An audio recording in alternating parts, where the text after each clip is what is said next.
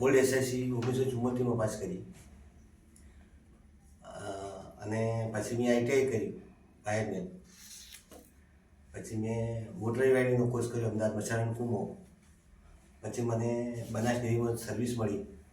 હું 3 વર્ષ બનાસ ડેરીમાં નોકરી કરી, 250 રૂપિયા પગારમાં.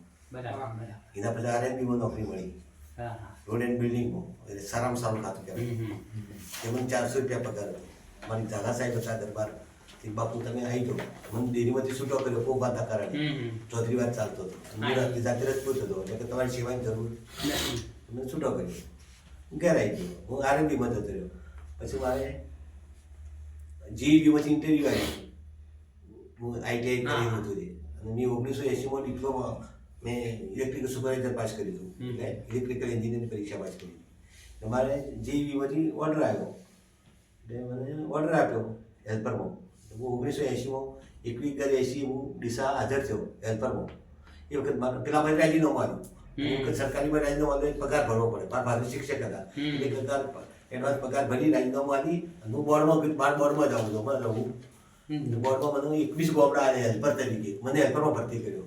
21 ગોબડા. એ વખત પગાર મારો 400. પણ હું 21 ફોલ્ડરિયા રાખું. કેટલા? 21. એટલે મને દાડાનો 100 રૂપિયા લીધો. એ જો મારો પગાર કેટલો હતો મહિનાનો 4000, પણ દાડાની આવક 2000.